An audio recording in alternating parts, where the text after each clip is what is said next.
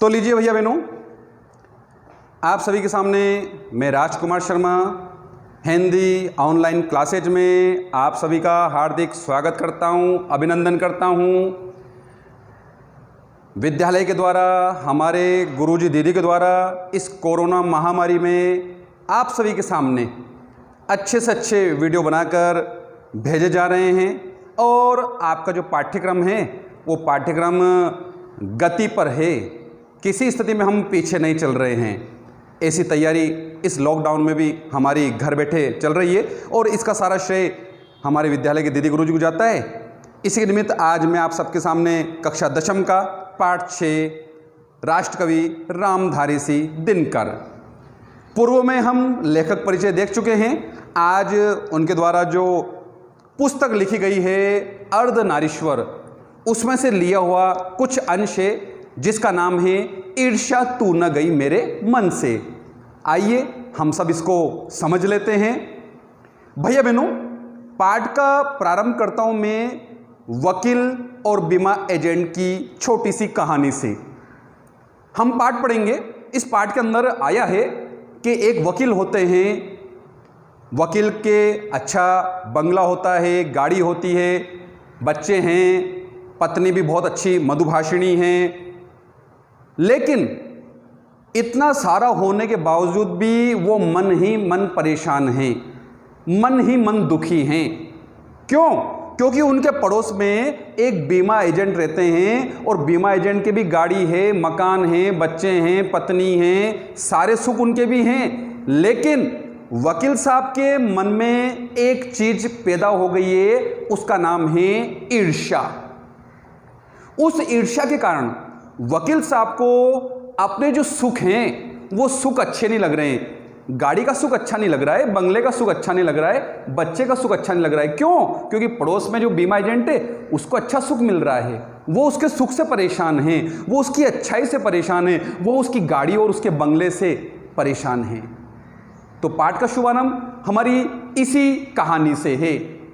रामधारी सिंह दिनकर ने अपने इस पाठ में बताया है कि जिस व्यक्ति के मन में ईर्ष्या पैदा हो जाती है वह व्यक्ति जीवन में कभी भी अपने सुख होने के बावजूद भी उसमें मजा नहीं ले पाता है, आनंद नहीं ले पाता है। क्यों?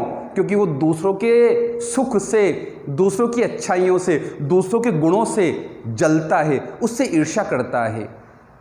हम देखेंगे जिस व्यक्ति के मन में ईर्ष्या हो जाती है, ईर्ष्या मीन जलन, जिस व्यक्ति के मन में ईर्ष्या हो जाती है वह व्यक्ति ईर्ष्या की जो बेटी है निंदा, वहां पहुंच जाता है, अर्थात वह निंदक हो जाता है। जो व्यक्ति किसी से ईर्ष्या करता है वो सबसे बड़ा निंदक भी हो जाता है और वह सामने वाले के अच्छे गुणों को नहीं देखता है, सामने वाले की अच्छाइयों को नहीं देखता है, बदले में उसकी बुराई शुरू कर देता है, उसकी निंदा करना शुरू कर देता है और व्यक्ति इन मानसिक विकारों में पड़ जाता है।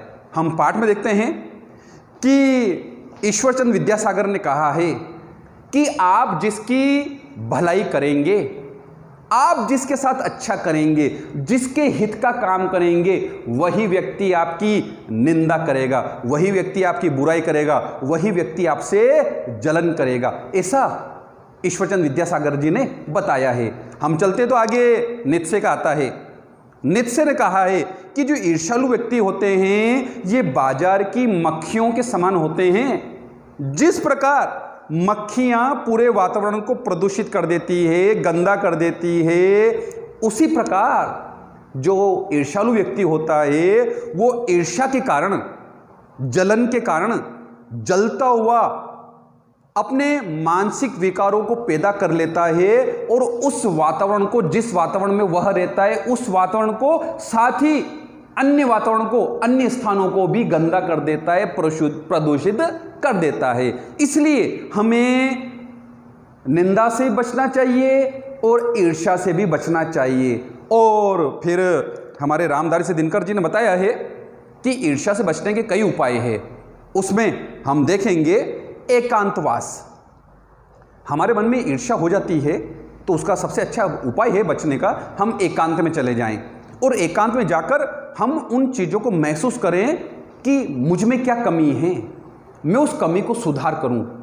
एकांतवास में हम अपना मूल्यांकन करें, हमारी चिंता करें, हम स्वयं पर विचार करें कि मेरी कमियां क्या हैं और मैं इसको दूर कैसे कर सकता हूं। दूसरा, मानसिक अनुशासन। हमें अपने आप पर नियंत्रण करना है। सामने वाले के पास सुख होगा, सामने वाले के पास गाड़ी होगी, सामने वाले के पास महल होगा, सामने वाले के पास अच्छी से अच्छी चीजें होंगी, हमें उससे क्या लेना है? हमें तो जो अपने पास है उसी में आनंद लेना है, उसी में सुखी रहना है। इसलिए हमें अपने आप पर अनुशासन रखना है, मानसिक अनुशासन रखना है। और तीसरी बात है, हमें रचनात्मक कार्यों की तरफ लगना चाहिए। रचनात्मक यानी अच्छे कार्यों की ओर। हम देखते हैं कि किसी व्यक्ति के पास कोई अच्छे गुण हैं, अच्छाइयाँ हैं, तो क्यों ना हम उनको सीखें, क्यों ना हम उनको अपने जीवन में उतारें। यदि हम ऐसा काम करते हैं तो ये रचनात्मक होगा और फिर हमारे मन में ईर्ष्या नहीं होगी। क्या कोई व्यक्ति अच्छी योग्यता रखता है, क्या कोई व्यक्ति प्रगति के रास्ते पे जा रहा है, तो क्या वो जो रास्ता अपना रहा है उस रास्ते पे हम नहीं चल सकते हैं? क्या हम वैसी मेहनत नहीं कर सकते हैं? क्या वैसे गुण हम ग्रहण नहीं कर सकते हैं? यदि आपने इन चीज़ों को रचनात्मक तरीके से लिया तो आप ईर्ष्या से बच पाएंगे और ईर्ष्या से दूर भी रह पाएंगे और सुखी भी रह पाएंगे।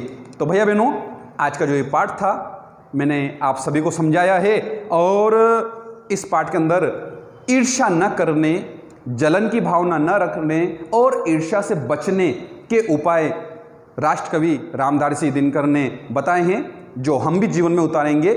आज के लिए इतना ही पर्याप्त है, काफ़ी है।